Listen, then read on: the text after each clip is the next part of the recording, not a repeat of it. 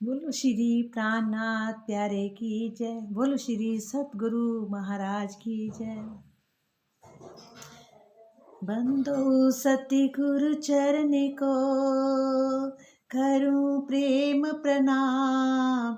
अशुभ हरन मंगल करन श्री देव चंद्र जी नाम।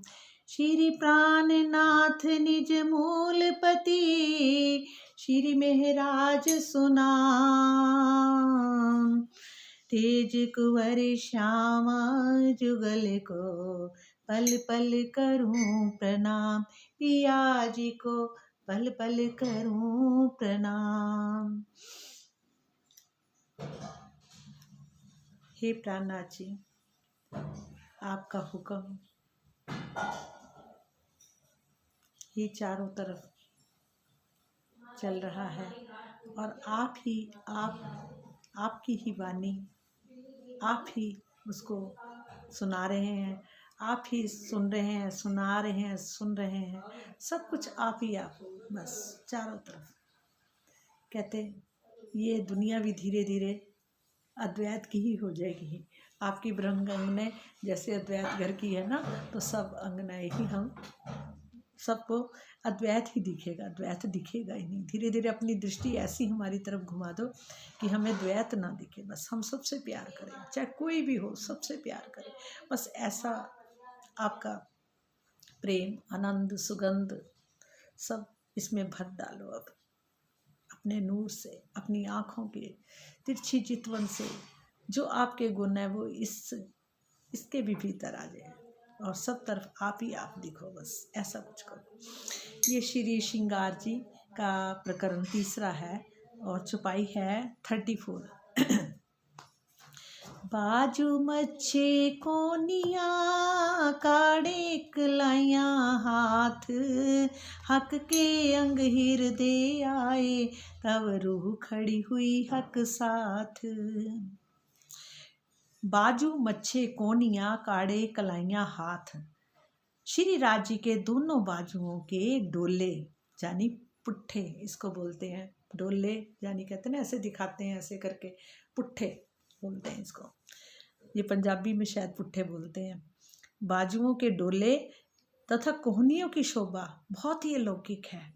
हाथों की कलाइयों में कड़े सुशोभित हो रहे हैं। हाथों की कलाइयों में क्या हो रहे हैं? कड़े सुशोभित हो रहे हैं। और आत्मा के धाम हृदय में जब इनकी शोभा बस जाती है तो आत्मा भी धाम धनी के सन्मुख स्वयं को जागृत रूप में ही अनुभव करती है।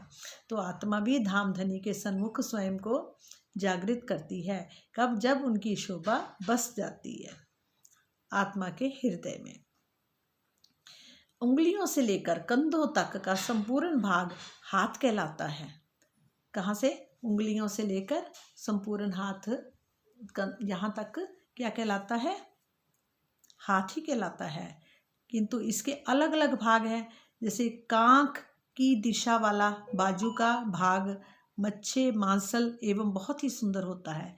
कांख की दिशा वाला बाजू का भाग मच्छ मांसल एवं बहुत ही सुंदर होता है। इस मांसपेशी पुट्ठे या डोले कहते हैं। इस भाग को डोले या पुट्ठे कहते हैं। और डोले पुट्ठे कहते हैं। इसके साथ ही कड़ी भी पहनी जाती है। जब कड़ा पहना जाता है तो साथ में कड़ी भी होती है। पहुँचे हथेली अंगुरी नख, लीके रंग सलूक, हक अंग मिहिर दे बैठे अब निमख न होए रूह चूक। पहुँचे हथेली उंगरी नख, श्री राज जी की कलाइयों में पहुँचा सुशोभित हो रहा है। पहुँची बोलते हैं ना ऐसे आगे हाथ में टुकड़ियों वाली, जो 7 टुकड़ियों वाली होती हैं। पहुँची सुशोभित हो रहा है। उनकी हथेलियाँ और उंगलियाँ, नाखूनों तथा हाथों की रेखाओं का रंग बहुत ही सुंदर है। मतलब हथेलियों की और यहाँ जो लीकें आ रही हैं चारों तरफ सारी, मतलब कि उनकी हथेलियाँ, उंगलियों और नाखूनों की तथा हाथों की रेखाओं का रंग बहुत ही सुंदर है, बहुत ही गोरा रंग है। आत्मा के सूक्ष्म हृदय में जब इनकी शोभा विराजमान हो जाती है, जब आत्मा के सूक्ष्म हृदय में शोभा विराजमान हो जाती है, तो आत्मा के जागृत होने के क्षण भर की भी देरी नहीं होने की, चूक भूल नहीं होती, फिर क्षण भर में जाग जाती। मतलब कुछ भी अंग दिखना शुरू हो जाए, पैर चरणों का या किसी का भी, जब देखेंगे, चितवनी में बैठेंगे तो ध्यान लगाएंगे, जब एक अंग धीरे धीरे बसना शुरू हुआ तो धीरे धीरे सब अंग दिखने शुरू हो जाएंगे। और नखी अंगूठे, कहते ना भावार्थ के, पहुंचा एक भूषण है जो कलाई में पहना जाता है। नखी अंगूठे उंगरियां नीके ग्रये हक कदम, सोई नख अंगुरियां पाँव रूह के खड़े होत माहे दम। हे साथ जी, आप अपनी आत्मा के धाम हृदय में नाखूनों, अंगूठों तथा उंगलियों सहित श्री राज जी के दोनों चरणों को अच्छी तरह से बसाइए। ऐसा करने पर एक पल के अंदर नखों, उंगलियों सहित आत्मा के भी चरण कमल जागृत हो जाते हैं। आत्मा के भी चरण कमल जागृत हो जाते हैं। किनको देखने से? मतलब आत्मा के धाम हृदय में नाखूनों, अंगूठों, उंगलियों सहित श्री राज जी के दोनों चरणों को भी अच्छी तरह से अपने हृदय में बसाइए। ऐसा करने पर एक पल के अंदर ही जब दिखने शुरू हो जाएंगे, एक पल के अंदर ही आत्मा के भी चरण कमल दिखने शुरू हो जाएंगे। मतलब कि आत्मा के भी चरण कमल जागृत हो जाए, मतलब कि जो उसकी आत्मा के जो, मतलब आत्मा के धीरे धीरे जो पर आत्म के जो अंग है ना, वो भी जागृत होने शुरू हो जाते हैं। जिस जिस अंग को हम देखते जाएंगे तो पर आत्म के अंग भी जागृत होने शुरू हो जाते हैं। जब हक चरण दिल दृढ़ धरे, तब रूह खड़ी हुई जान, हक अंग सब हृदय आए, तब रूह जागे अंग परवान।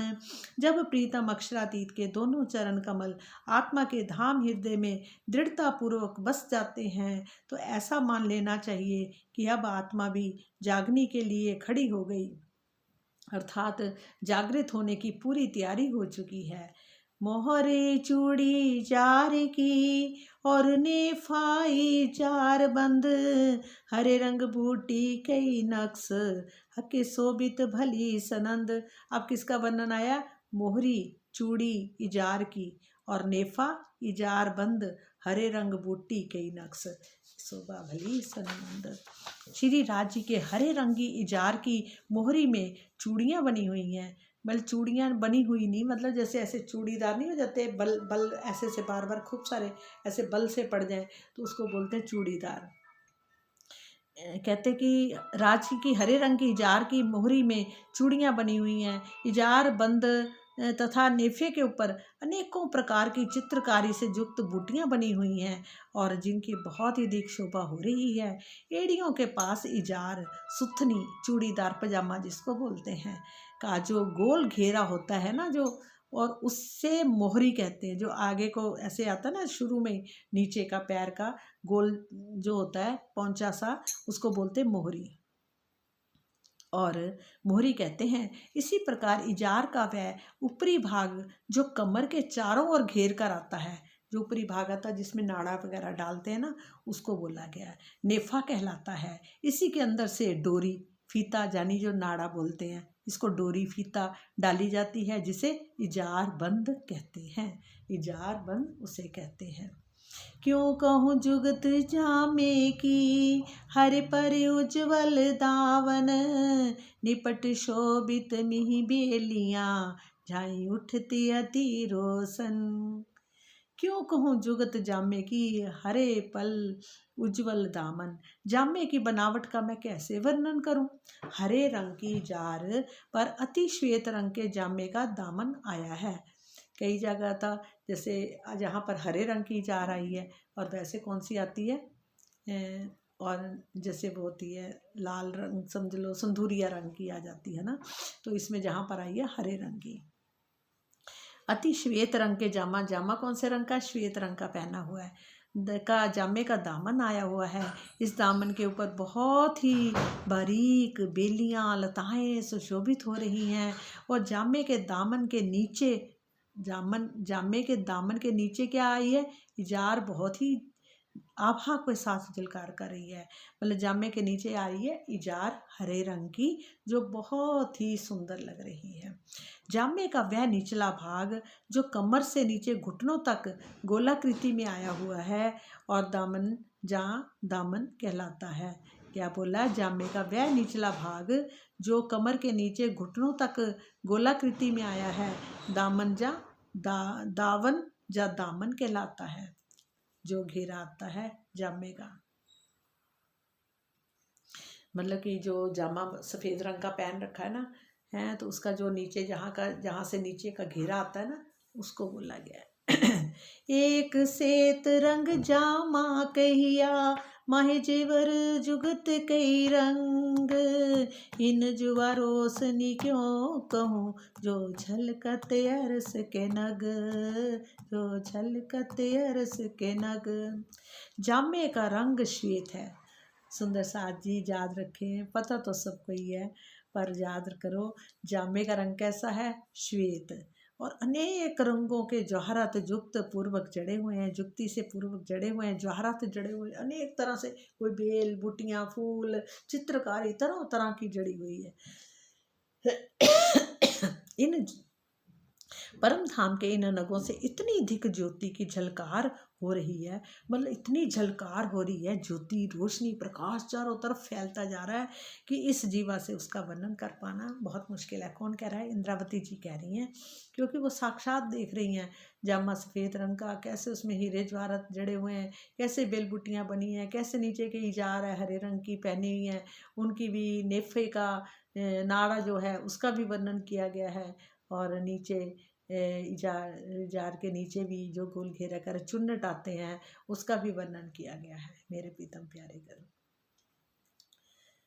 और फिर है बिच पट का कसिया कमरे, रंग कई बिद छेड़ किनार, बेली नक्स फूल के ते कहूँ अवकाश भरे झलकार।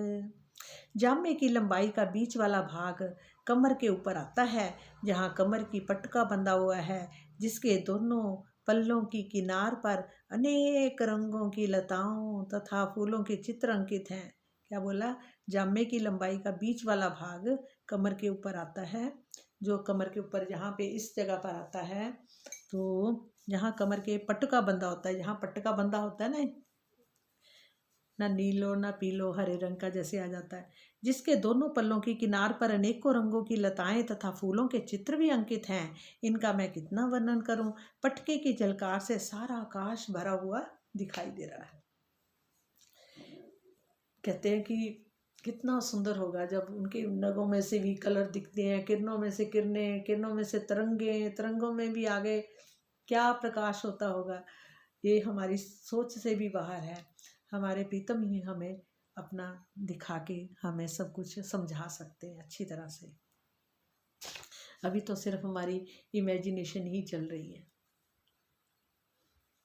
कितना वर्णन करूं। पटके की झलकार से सारा आकाश भरा हुआ दिखाई। सोचो कैसे आकाश में सब तरफ उसकी चमक जा रही होगी, कैसे एक एक नग में सिंहासन के जो थंबे हैं मतलब मूल मिलावे में, और अगर ऊपर छत में वो लगी चांदनी लगी, उसकी भी झलकार अलग, उसमें से भी कलर निकल रहे हैं। आकाश यानी कि छत में से भी कैसे आकाश में जा रहे हैं। ये कोई एक कमरा भी जो होता है ना, वो भी आकाश की तरह इतना बड़ा कमरा है, जैसे कोई एक ब्रह्मांड ही बसा होता है। एक कमरे के अंदर भी अपना अपने सूरज होते हैं। एक झलकार मुख कहते हो माहे कई सलूकी सुखदाए, सो गुन गर्म तेन जुबा रंग रोशन क्यों कह जाए। अपने मुख से मैं क्या पटवे की झलकार का वर्णन अवश्य कर रही हूँ, किंतु उसकी एक ही झलकार में सुख देने वाली अनेकों प्रकार की सुंदरता विद्यमान होती है। पटके में जगमगाते हुए रंगों के गुण छिपे हुए हैं, उनका वर्णन इस जीवा से नहीं किया जा सकता। कहते कि पटके के जगमगाते हुए रंगों के गुण छिपे हुए हैं। फिर कहते ना, एक कन्न की भी इतनी गुण है, उसका वर्णन इस जीवा से नहीं किया जा सकता। जामा जुड़ बैठा अंग पर कोई अचरज खूबी लेत, शोभा सलूकी सुख क्यों कहूँ, अंग गोर पर जामा सेत। जामा श्री राज जी के अंगों से सटा हुआ है, इतना कसा हुआ, एकदम टाइट फिटिंग वाला है। और कुछ इसकी कुछ विशेषताएं ऐसी हैं जो अत्यधिक आश्चर्य में डालने वाली हैं।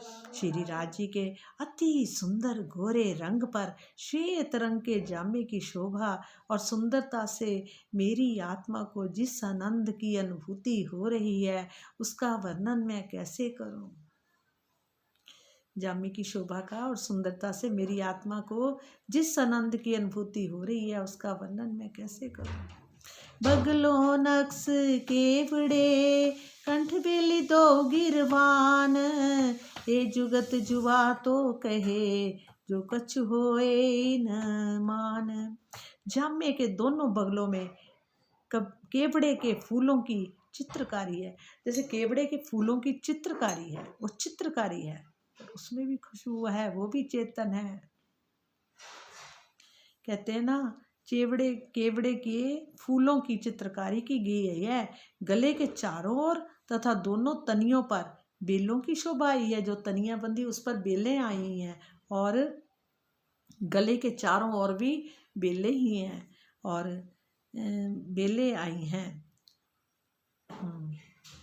गले के चारों ओर दोनों तनियों पर भी बेलों की शोभा आई है। इनकी सुंदरता का वर्णन तो तभी हो सकता है जब इनके समान उपमा तुलना में कोई और भी हो। पहले तो क्या बोला, और जैसे अंग से सटा हुआ है, उन्होंने पहना हुआ है, उसमें क्या विशेषताएं हैं। और जो श्री राज के अति सुंदर गोरे रंग पर श्वेत रंग के जामा की शोभा बहुत ही सुंदरता है, जिसमें आनंद की अनुभूति होती है। फिर आया कि दोनों बगलों में केवड़े के फूलों की, कौन से फूलों की, केवड़े के फूलों की। याद रखना सुंदर सा जी, मैं तो भूल जाती, पर आप याद रखना, मुझे भी याद दिला देना। कह रहे केवड़ों के फूलों की चित्रकारी की गई है, केवड़े के फूलों की चित्रकारी की गई है, और गले के चारों और दोनों और पत्तियों पर तनियों पर बेलों की शोभा आई है, याद रखना। और कटाव कोत की कांध पीछे, ऊपर फुंदन ही हारों के, रूजो जागृत अरस की सुखले सी पकाई ते। जामे में दोनों कंधों के पीछे, जामे में दोनों कंधों के पीछे क्या है, पान के पत्ते के समान व कंधों पर बेलों की कटावदार काशीदकारी की गई है। मतलब पीछे दोनों कंधों के पीछे जो है, पीछे की जगह में आते नहीं, अभी भी पीछे डिजाइन ऐसे बनते थे, कई लोग बनाते, कई कटिंग करके भी बनाते हैं, कई डिजाइन भी बना लेते थे पान के पत्ते की तरह, है ना। तो वह वही चीज़, पान के पत्ते के समान व कंधों पर बेलों की कटावदार काशीदकारी है, और काशीदाकारी की गई है। कटावदार मतलब कटावदार है, जैसे होता है ना, जिसको बोलते हैं, ये कटिंग वाली नहीं होती, फूल पत्तियां बनी होती हैं, जैसे उसको कुछ बोलते हैं, तो मतलब वो वाली काम किया गया है, इस पर चित्रकारी की गई है। गले के चारों ओर तथा दोनों, अच्छा ये तो हो गया। कंधों पर बेलों की कटावदार काशीदकारी की गई है। उसके ऊपर गले में पहने हुए हारों के फुंदन भी लटकते हैं। जो हार पहने हुए हैं 5 हार, उनके पीछे जो फुंदन आते हैं ना, वो भी लटक रहे हैं उसके ऊपर। और पान के पत्ते के समान, याद रखना। और गले और उसमें क्या आ रही है, तनियों में बेलों की वो आ रही है कढ़ाई करी हुई, जैसे काशीदाकारी, कटावदार है, ये भी याद रखना। उसके ऊपर गले में पहने हुए हारों के फुंदन लटकते हैं। परम धाम की जो जागृत आत्मा होगी, वही इस अखंड शोभा का आनंद लेगी। क्यों सुंदर साथ जी, आनंद आ रहा है ना। बाहें चूड़ी और मोहरियाँ, चूड़ी अचरज जुगत, निपट मिही मोहरी से, चढ़ती चढ़ती शोभित। जामे की बाहों की मोहरी पर चुन्नटों की शोभाई है। ऐसे ऐसे करके, जैसे चूड़ीदार होते हैं ना, ऐसे बट बट से पड़ के खूब सारे बट पड़ जाते हैं, है ना, ऐसे ऐसे करके। तो मतलब जैसे ये समझ लो सारे ऐसे ऐसे आगे जो बट पड़ गए, ऐसे चूड़ीदार आगे बट आ रहे हैं उसमें। मोहरी पर चुन्नटों की शोभा आई है। इनकी बनावट बहुत ही चारे में डालने वाली है। मोहरी के पास प्रारंभ से ही बिल्कुल ही बारीक बारीक चुन्नटें हैं जो क्रमशः बड़ी होती गई हैं, मतलब धीरे धीरे सारे में बड़ी बड़ी होती गई हैं। आए बस्तर हृदय हक के, रू अपने पहने बनाए, तेती खड़ी रूह होत है, जेता दिल में हक अंग आए। जब आत्मा के धाम हृदय में श्री राज जी के वस्त्रों की शोभा आ जाती है तो आत्मा को भी ये अनुभव होता है कि मैंने अपने वस्त्र धारण कर लिए हैं, और श्री राज जी के जितने अंगों की शोभा आत्मा के हृदय में प्रकट हो बस जाती है, आत्मा के भी उतने ही अंग खड़े हो जाते हैं, जागृत हो जाते हैं। जब आत्मा के धाम हृदय में श्री राज जी के वस्त्रों की शोभा आ जाती है तो आत्मा का ये अनुभव होता है कि मैंने अपने वस्त्र धारण कर लिए हैं। तो आत्मा को क्या फील होता है कि जैसे मैंने वस्त्र धारण करी है, मतलब जैसे इसका मतलब ये है कि जैसे राज जी का देखते तो अपने ऊपर भी हम सोचें कि हमारा वो आत्मा सोच रही है पर मेरा भी वो श्रृंगार हो रहा है, मैंने ही जैसे वो वस्त्र पहन रखे हैं, और बस जाती है आत्मा भी उतने ही अंग खड़े हो जाते हैं, उसके अंग खड़े हो जाते हैं वो वाले। 5 नग माहे कलगी, तामे 3 नग ऊपर, 5 नग माहे कलगी और तामे 3 नग ऊपर, एक मध्य एक लगता, 5 रंग जोत बराबर। श्री राज जी की पाक की कलगी में 5 नग जड़े हुए हैं। जो कलगी बनी ना उसमें कितने नग जड़े हुए हैं? 5 नग जड़े हुए हैं। उसमें 3 नग तो ऊपर है, मतलब कि 3 नग ऊपर हैं, एक फिर बीच में है और एक पाग से लगता हुआ है, एक बीच में पाग से लगता हुआ है। इन 5 नगों से 5 प्रकार के रंगों की ज्योति हमेशा ही जगमगाती रहती। पहले बताया कलगी में 3 नग तो ऊपर हैं, फिर एक नग बीच में है, फिर एक पाग से लगता हुआ है, और इन 5 नगों से 5 प्रकार के रंगों 5 ही प्रकार के रंगों की ज्योति उसमें से निकलती है। नग भी सबके रंग भी अलग अलग हैं। कलगी में याद रखना कितने नग, पहले ऊपर 3, फिर एक बीच में, एक फिर पगड़ी के साथ लगता हुआ एक नग है, और 5 के रंग क्या है? अलग अलग कलर है और उनकी झलकार जगमगाती है। ये जो कलगी सिर पर लटक रही सुखदाए, जो भूखन रू नजर भरे, तो जानवर देवे उड़ाए। श्री राज जी के सिर पर बंधी हुई पाग में जो कलगी जड़ी हुई है वह आत्मा को बहुत ही आनंद देने वाली है। यदि आत्मा इन आभूषणों को अपनी दृष्टि में ले लेती है तो ऐसा प्रतीत होता है जैसे वह इनके बिना अपना शरीर ही छोड़ देगी। इस छुपाई के चौथे चरण का भाव ये है कि आत्मा इन आभूषणों की शोभा को देखकर उन पर इतना निछावर हो जाती है कि उनका वियोग सहन कर पाना उसके लिए संभव नहीं होता। 7 नंग माहे दुग दुगी, सो 7 जुद जुदे रंग, चढ़ती ज्योत आकाश में, करत माहो माहे जंग। 7 नग माहे दुग दुगी, पाग पर दुगदुगी में जो आगे लगी होती है ना, ऐसे दुगदुगी पाग के ऊपर गोल सी होती है, उसमें बोला है। और पाग की दुगदी में कितने रंग हैं? 7 प्रकार के नग जड़े हुए हैं, और जिनके अलग अलग तरह के कुल 7 ही रंग हैं। इनसे निकलने वाली ज्योतियाँ आकाश में फैल रही हैं और आपस में टकराव युद्ध सी करती हुई प्रतीत होती हैं।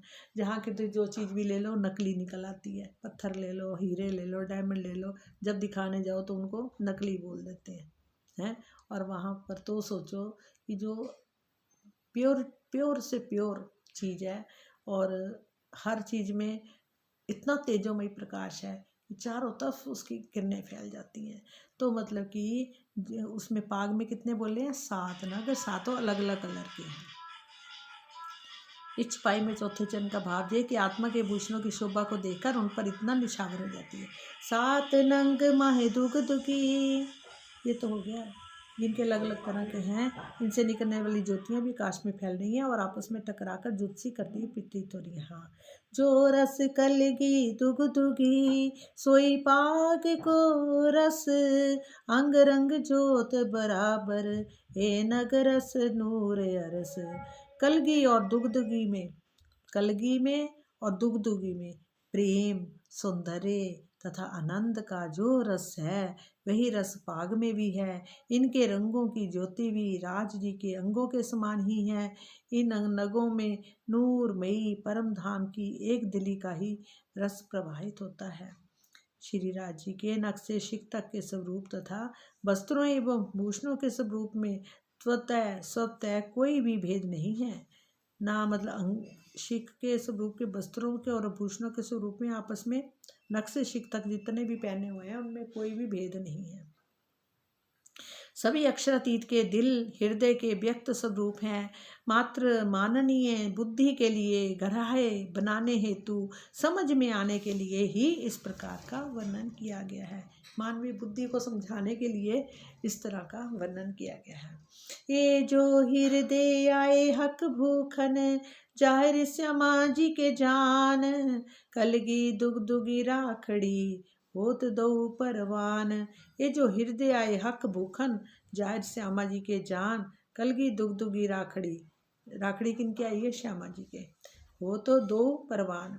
यदि श्री राज जी के भूषणों की शोभा आत्मा के धाम हृदय में आ जाती है तो वह ये जान लेना चाहिए कि साथ में श्यामा जी की भी शोभा अवश्य आ गई है। यदि श्री राज जी की कलगी और दुगदुगी दिखाई देती है तो शोभा जी की तो श्यामा जी की भी, यदि श्री राज जी की कलगी दुगदुगी दिखाई देती है तो श्यामा जी की भी राखड़ी अवश्य ही दिखाई पड़ेगी। दोनों स्वरूपों की शोभा साथ साथ ही प्रकट होती है। कलगी में कितने कलर थे? 5। कितने नग थे? 5। उसमें 3 ऊपर थे, एक बीच में और एक पगड़ी के साथ जुड़ा हुआ है। और दुगदुगी में 7 रंग है जो अलग अलग कलर के हैं। ठीक है। और फिर बताइए मतलब कि जो श्यामा जी के आती है क्या बोलते हैं उन्हें? पानड़ी क्या बोलते थे? पाके रंग बराबर रसनूर। हाँ, कलगी दुगदुगी पाक खंजर विष्णु में पानड़ी होता वैसे। चलो आगे चलो। ये जो हृदय आए हक भूखन जाहिर श्यामा जी के जान कलगी दुगी राखड़ी। राखड़ी आई थी, पानड़ी नहीं। पानड़ी तो शायद कानों के होते हैं ना। हाँ, इसमें देखो आभूषणों की शोभा आत्मा के धाम हृदय में आ जाती है। ये मान लेना चाहिए कि साथ में श्यामा जी की भी शोभा अवश्य आ गई है और श्री राज जी की कलगी दुगी दुगी दिखाई देती है और श्यामा जी की भी राखड़ी अवश्य दिखाई पड़ेगी। ये स्थिति केवल ब्रह्म सृष्टियों के साथ ही होगी क्योंकि जुगल स्वरूप का साक्षात मात्र उन्हें ही होगा। जीव सृष्टि या ईश्वर सृष्टि यदि ब्रह्म सृष्टियों की तरह ही प्रेम में डूब जाती है तो उसे भी केवल श्री राज जी का ही स्वरूप दिखाई देगा। कहते कोरा सा कोरा जीव भी होगा, अगर उसको भी ये सब कुछ दिखने लग जाएगा। सृष्टि की ईश्वर सृष्टि यदि ब्रह्म सृष्टियाँ भी मतलब ईश्वर सृष्टि भी जब हो या जीव हो तो वो भी प्रेम में डूब जाती है तो भी उसे केवल श्री राज जी का ही स्वरूप। कहते हैं कि जो जीव होगा उसको राज जी का और 25 पक्षों का दर्शन होगा पर श्यामा जी का और सखियों का दर्शन नहीं होगा। सागर 6 प्रकरण है और 31 में कहा गया है अंतर पट खोल देखिए दो आवत एक नजर इस कथन के आधार पर जुगल स्वरूप आशिक माशुक। परस्पर एक दूसरे के ओतप्रोत है। आशिक माशिक क्या है? परस्पर एक दूसरे के ओतप्रोत हैं। अतः श्री राज जी का स्वरूप जहाँ भी होगा श्यामा जी के वहाँ अवश्य होगा। ये स्थिति अन्य ब्रह्म सृष्टियों के साथ भी है।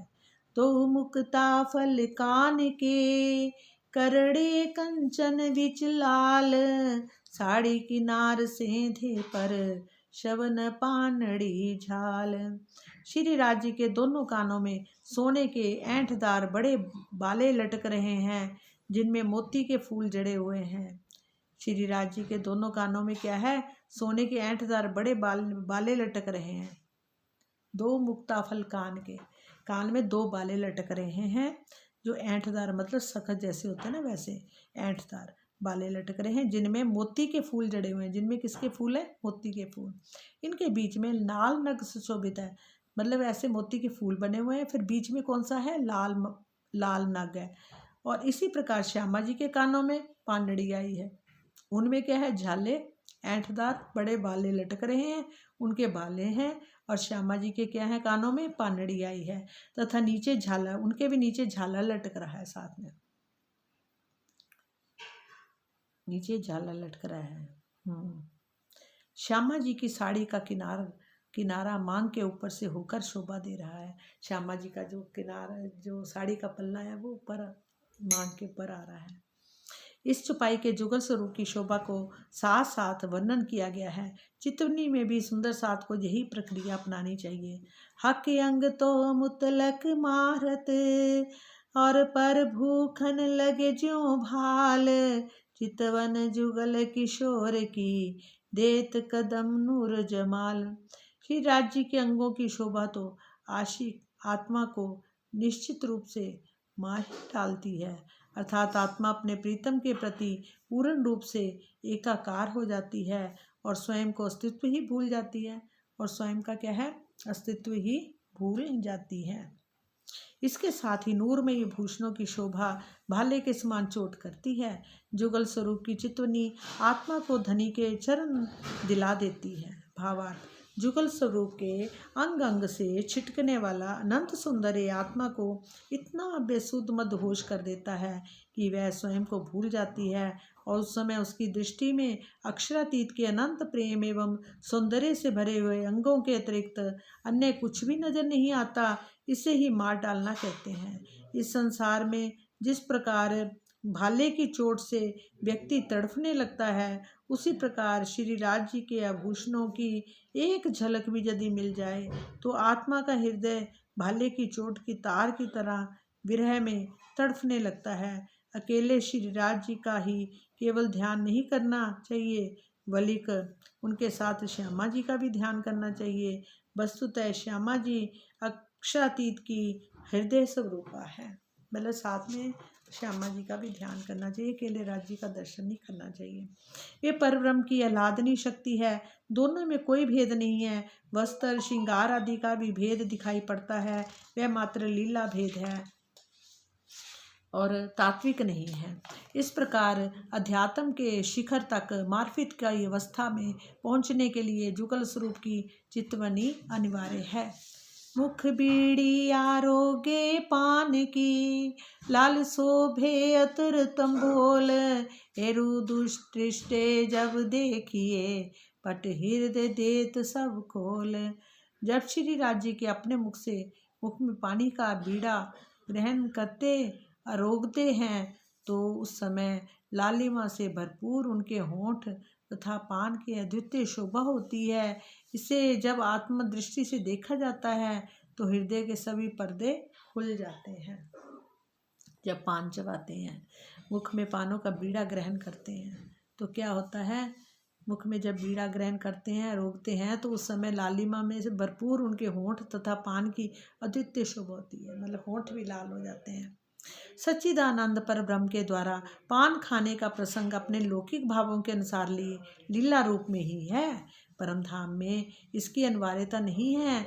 लौकिक जगत में पान चबाना श्रृंगार के प्रस्थानों में माना जाता है।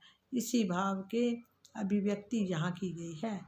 अक्षरातीत की लालिमा के भरे हुए होठों के अप्रीतम सौंदर्य को देखने पर हृदय के पर्दे खुलने का अभिप्राय ये है।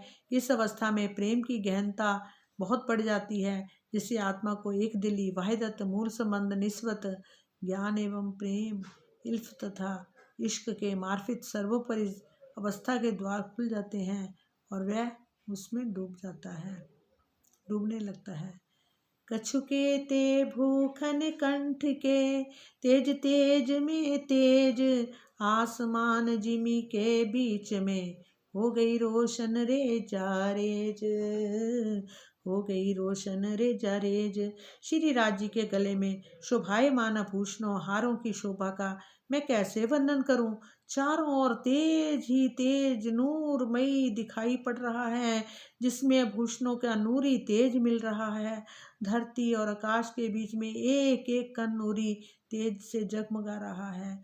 परम धाम में धरती और आकाश तो नूरी है ही है, और श्री राज जी के अंग अंग से अपार नूरमयी तेज फैल रहा है और उस तेज में गले के आभूषणों से निकलने वाला तेज तेज मिल रहा है।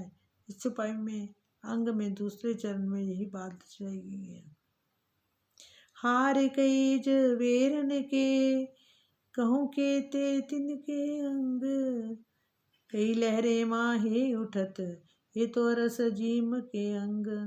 श्री राधा जी के गले में जवाहरातों, हीरा, मानिक, मोती, नीलम, लेसनिया इत्यादि के कई हार हैं। मैं उनके कितने रंगों का वर्णन करूं। परम धाम के इन नगों से नूरमय ज्योति की लहरें उठती रहती हैं। एक एक नग में कई रंग, रंग रंग में तरंग पार, तरंग तरंग किरने कई, हर किरने रंग न सुमार। एक एक नग में कई प्रकार के रंग हैं और एक एक रंग में प्रकाश की अनंत तरंगे निकलती हैं। पहले तो बोला एक एक नग में कई कई प्रकार के रंग हैं और एक एक रंग में प्रकाश की अनंत तरंगे हैं और एक तरंग से कई किरणें निकलती हैं। पहले तो कई रंग बोला, तरंगे निकलती हैं और प्रत्येक किरण से इतने रंग निकलते हैं कि उनकी कोई सीमा ही नहीं। क्या बोला? एक नग में कई कई प्रकार के रंग हैं और एक रंग में कई प्रकार के अनंत तरंगे निकलती हैं। फिर एक तरंग में कई प्रकार की अनेकों प्रकार की किरणें निकलती हैं। फिर एक किरण से इतने रंग निकलते हैं, इतने रंग निकलते हैं कि उनकी कोई सीमा ही नहीं है। अपार शोभा का वर्णन अपार है। जामे चादर जुड़ रही, ढांपत नहीं छलकार, गिनती जोत क्यों कर होए, नग तेज न रंग पार। जामे चादर जुड़ रही, ढांपत नहीं छलकार।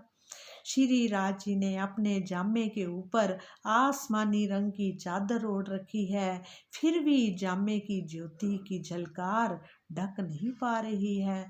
जामे की ज्योति की भाप माप कैसे की जा सकती है जब उसमें जड़े हुए नगों के तेज और उनके रंगों की कोई सीमा ही नहीं है।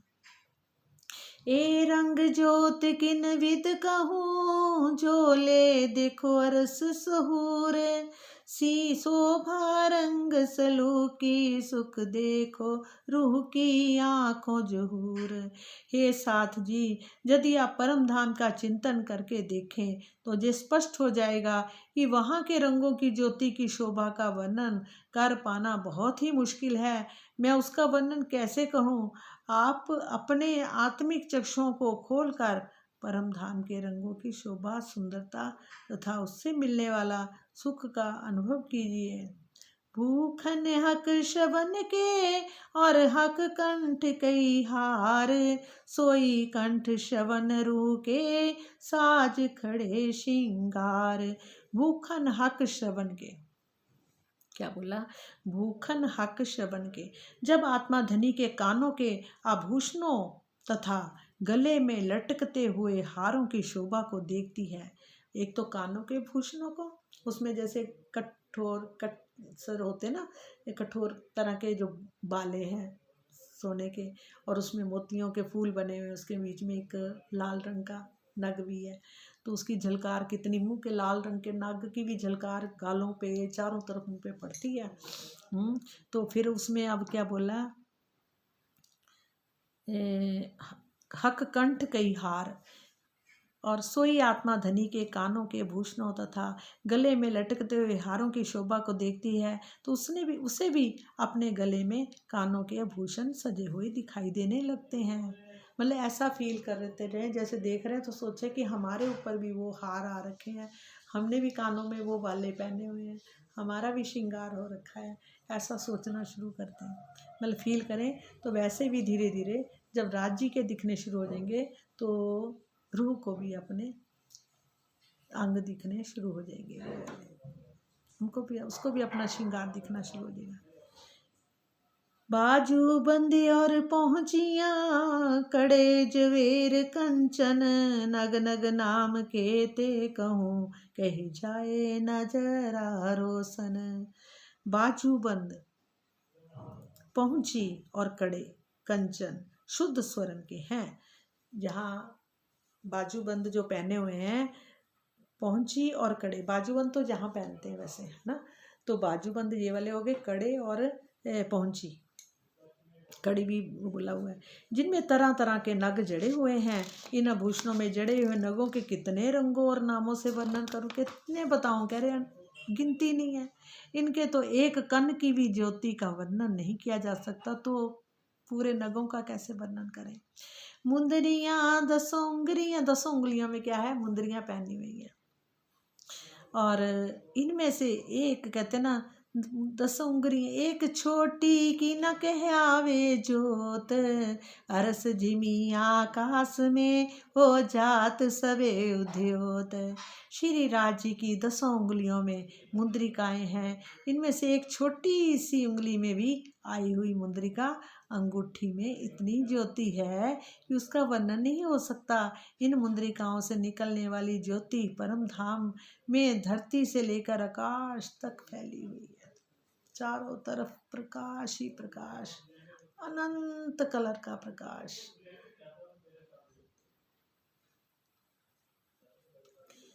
हाँ, श्री राज की 10 उंगलियों में मुद्रिकाएं हैं। इनमें से एक छोटी सी उंगली में भी जो आई है, उसका भी मुद्रिका अंगूठी में इतनी ज्योति है कि उसका वर्णन नहीं हो सकता। इन मुद्रिकाओं से निकलने वाली ज्योति परम धाम में धरती से लेके आकाश तक फैली हुई है। हक के भूखन की क्यों कहूँ, रंग नग ज्योत सलूक, आत्म उठ खड़ी तब हो वही, पहले जीव होए भूख भूख। श्री राज जी के आभूषणों में जड़े हुए नगों के रंगों तथा उनसे निकलने वाली ज्योति की सुंदरता का वर्णन कैसे करूं। इनकी शोभा को अपने हृदय में बसाकर आत्मा जागृत हो जाती है, किंतु इसके पहले जीव अपने को पूर्ण रूप से न्यौछावर कर देता है। श्री राज जी के आभूषणों में जड़े हुए नगों के रंगों तथा उनसे निकलने वाली ज्योति सुंदरता का वर्णन कैसे करूं। इस छपाई के चौथे चरण में भूख भूख शब्द का प्रयोग है, आ रहा ना, पहले जीव होए भूख भूख। इसका क्या मतलब है। शब्द का जिसका अर्थ होता है स्वयं को टुकड़े टुकड़े कर देना। इस अवस्था की प्राप्ति के लिए जीव को धाम धनी की विरह प्रेम में डूबकर मैं के बंधन को तोड़ना होता है और धनी पर स्वयं को निछावर करना होता है। जब तक जीव इस लक्ष्य तक नहीं पहुंच पाता, तब तक पूर्ण आत्म जागृति नहीं हो सकती।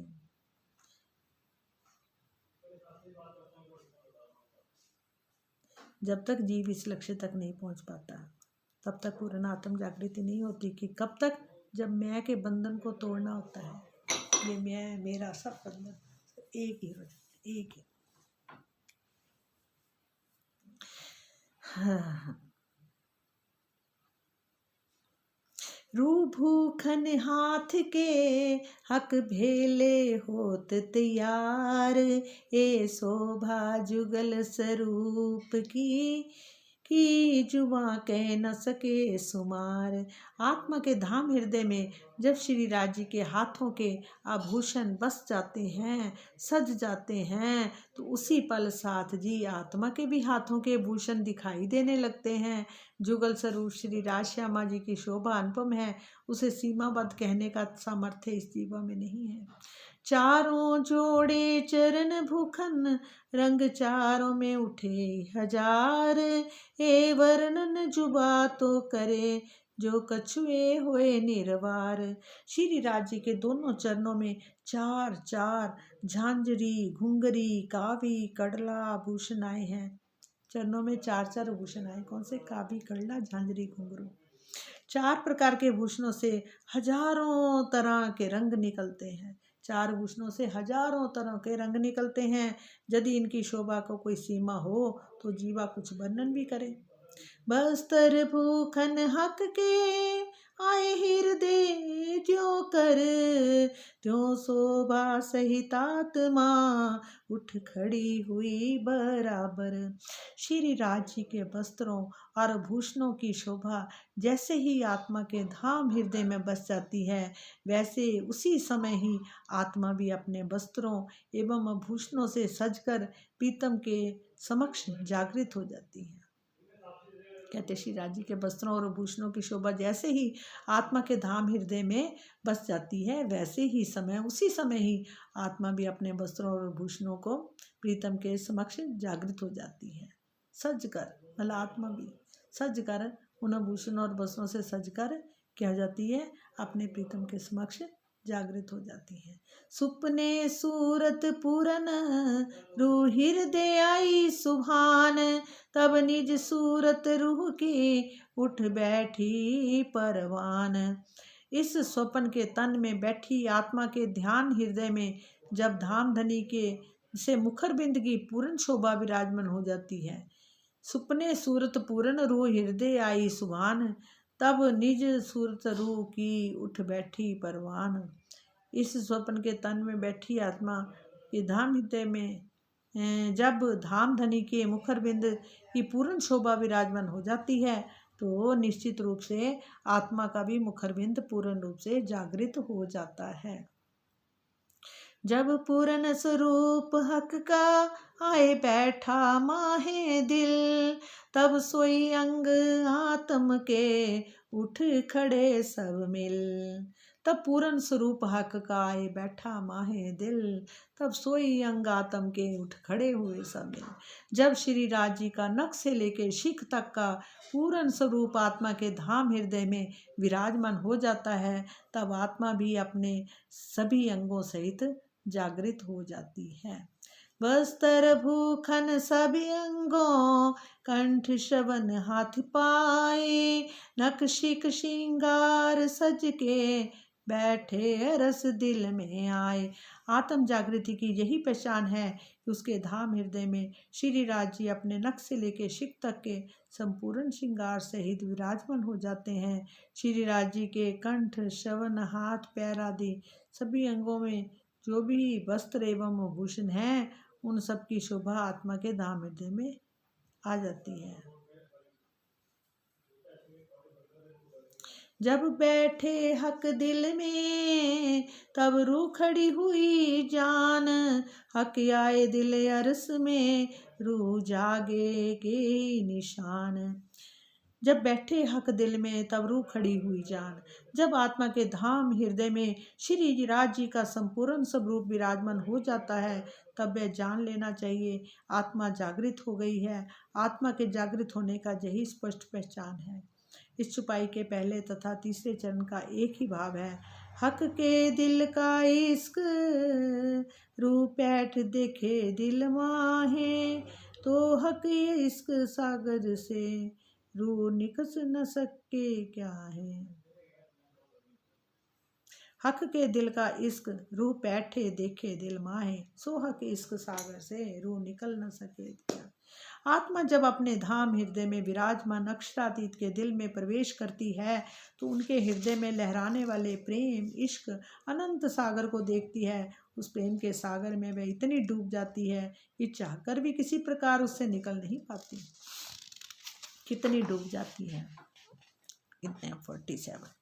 जिस प्रकार संसार में पिंड मानव तन के अंदर सूक्ष्म रूप से संपूर्ण ब्रह्मांड का अस्तित्व माना जाता है, जैसे कहते हैं जिस प्रकार संसार के पिंड जो मानव तन है, इसके अंदर भी क्या कहते हैं, सूक्ष्म रूप से संपूर्ण ब्रह्मांड, जो ब्रह्मांड की मतलब का जो शरीर है, जीव है, तो उसके अंदर भी पूरे ब्रह्मांड का वो आ जाता है, ब्रह्मांड का अस्तित्व माना जाता है। तथा एक अणु के अंदर भी सौर मंडल का सिद्धांत कार्य करता है। एक अणु के अंदर भी, एक अणु भी है ना छोटा सा, सूक्ष्म से सूक्ष्म, उसके अंदर भी सौर मंडल का सिद्धांत कार्य करता है। सारे सौर मंडल का सिद्धांत होता है। और इसी प्रकार आत्मा के विधान, आत्मा भी इतनी सूक्ष्म से सूक्ष्म है वैसे तो, है ना। तो आत्मा के धाम हृदय में भी जुगल स्वरूप सहित संपूर्ण परम धाम का वास होता है। उसके अंदर भी क्या है, जुगल स्वरूप का संपूर्ण शोभा विराजमान है, परम धाम का वास होता है। परम धाम में जिस प्रेम और आनंद के अनंत सागर में वह क्रीड़ा करती है, उसकी अनुभूति वह नश्वर जगत में भी अपने धाम हृदय में कर लेती है। परम धाम में तो इन सागरों को भाप नहीं सकता, किंतु इस खेल में उसे ये सौभाग्य प्राप्त होता है, उन सागरों का रसास्वादन करने के साथ साथ उनकी माप भी कर सकती हैं। श्रृंगार 20। प्रकरण है और 109 118 में ये बात इस प्रकार दर्शाई गई है। और इश्क माहे रूहन हक अरस के आजा को दिल हक दिल दे रूहों दिल लिया जो एक हुए हिल मिल जो एक हुए हिल मिल। दुनिया चौदों तबकों किन निर्णय करी ना सूरत हक तिन हक के दिल में बैठ के करूं जाहिर हक इश्क जो हक करे मेहरबानगी तो इन बिद होए हुक्म एता वला रूह तब करे जब उठाया चाहे खसम। तब धाम धनी मेहर करते हैं कि तभी इस प्रकार का हुक्म होता है, अर्थात आत्मा धनी के हृदय में उमड़ने वाले प्रेम इश्क के सागर का अनुभव करती है। और जब धाम धनी किसी आत्मा को जागृत करना चाहते हैं तभी आत्मा इस प्रकार का बल करती है, अर्थात शक्ति लगाती है, जानी प्रयास करती है। कब करती है? जब धाम धनी किसी आत्मा को जागृत करना चाहते हैं। जहाँ पे बात देखो आ गई ना, जब धनी जागृत करना चाहते हैं तभी आत्मा इस प्रकार के बल करती है, अर्थात शक्ति लगाती है या प्रयास करती है। जब धनी चाहते हैं तो, जब उनका हुक्म होता है तो तभी जोश बल सब आता है। सब धनी जी के ऊपर डिपेंड है। महमत हुक्मे कहते हैं जो होवे अरस अरवाए रूह जागे काए उद्यम तो ले हुक्म सिर चढ़ाए। महामत हुक्मे कहते हैं जो होवे अरस अरवाए रूह जागे काए उद्यम तो ले हुक्म सिर चढ़ाए। श्री राज जी के आदेश से ही श्री महामती जी कहते हैं, मतलब उनके आदेश से ही महामती जी कहते हैं। तो हे साथ जी, आप में जो भी परम धाम की आत्मा हो वह धनी के सदेश को शिरोधार्य करे या आत्म जागृति के लिए धनी की संपूर्ण शोभा को अपने दिल में बसाए और आत्मा के जागृत करने का एकमात्र यही उपाय है। इस संपूर्ण प्रकरण में जुगल स्वरूप की शोभा का अपने धाम हृदय में बसाने का निर्देश कर दिया गया है। ये निर्देश स्वयं धाम धनी की ओर से है, जैसा कि इस प्रकरण के अंतिम चौपाई में भी कहा गया है। इस प्रकार वह निर्विवाद सिद्ध है कि चितवनी ही आत्म जागृति का एकमात्र साधन है। इससे विमुख होना अक्षरातीत के आदेश का स्पष्ट उल्लंघन है। कहते हैं कि जब आप में जो परम धाम की आत्मा हो वह धनी के इस आदेश को शिरोधार्य करे कि आत्म जागृति के लिए धनी की संपूर्ण शोभा को अपने दिल में बसाए और आत्मा को जागृत करने के लिए एकमात्र यही उपाय है। धनी किसी आत्मा को जागृत करना चाहते हैं तभी आत्मा इस प्रकार का बल करती है, अर्थात शक्ति लगाती है या प्रयास करती है। अब हमारे भीतर भी यही स्थिति है इस टाइम। अगर श्री राज जी का ये मतलब उनका जागृत करना चाहते हैं आत्मा को, तभी हमारे अंदर ये बल आ रहा है कि हम वाणी पढ़ रहे हैं, वाणी सुन रहे हैं और हमारे भीतर श्री राज श्यामा जी का जैसे स्वरूप बैठता जा रहा है। जैसे हम सुनते जा रहे हैं उनके अंग ऐसे हैं, उन्होंने कौन से कपड़े पहने हैं, उनके वस्त्र कैसे हैं, उनकी आंखें कैसी हैं, उनकी भौहें कैसी हैं, उनके होंठ कैसे हैं, उनके गाल कैसे हैं, उनकी गर्दन कैसी है, उनके कंधे कैसे हैं, या कैसे उन्होंने कितने हार पहने हुए हैं, कैसा उन्होंने चूड़ीदार पजामा पहना हुआ, इजार पहनी हुई है, कैसे उन्होंने ऊपर अपनी इजार पहनी, कैसे ऊपर से जो वस्त्र पहने हैं, जो बाजू बंद और पहुंची और काबी कड़वा ये सब पहने, मतलब कड़ा पहना हुआ है। तो मतलब ये सब चीज़ें, अंगूठियाँ पहनी हुई हैं, ये सब वर्णन जब जो हम पढ़ते जाएंगे, जो ये राज्य के मेर से ही हम रूहें बैठी पढ़ रही हैं। वरना इस जीव की औकात ही नहीं है कि इस वाणी को कोई पढ़ भी सके, कुछ बोल भी सके, कुछ सुन भी सके। ये राज जी का ही आदेश है, राज जी का ही हुक्म है, राज जी ही चाहते हैं आत्मा को जागृत करना। तभी इसके अंदर आत्मा के अंदर बल आ रहा है और ये वाणी पढ़ रही है। यहाँ से यही अनुभव हो रहा है।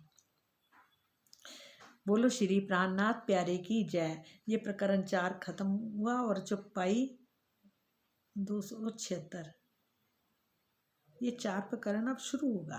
शुरू होगा। हाँ, 3 प्रकरण खत्म हुए अभी। चरण को अंग 3 में नख अंग शुरू होएगा। चरण के अंग 3 में नख अंग का वर्णन हम अब कल करेंगे। मेरे प्राणनाथ प्यारे की जय। धनी जी, बस आपका कितना शुक्राना गाएं, कितना शुक्राना गाएं, जो आपका ही हुक्म से ही ये वाणी पढ़ रहे हैं, ये वाणी सुन रहे हैं, ये समझ आ रही है, ये हमारे भीतर इसका वाणी का प्रवेश भी हो रहा है और हृदय में आप विराजमान हो रहे हैं अपने अंगों से। जहाँ आपके अंग हमें दिखने शुरू हो जाए, आपका श्रृंगार दिखना शुरू हो जाए, वहीं आत्मा की, वहाँ पर आत्मा के भी वही श्रृंगार हो जाएगा और आत्मा की फरामोशी टूट जाएगी। मतलब जीव वहाँ की जो मूल स्वरूप की भी जब सब कुछ दिखना शुरू हो जाएगा तो फरामोशी खत्म हो जाएगी, जाने की सब सखियों की, सब रूहों की, सब परात्म जाग जाएंगी।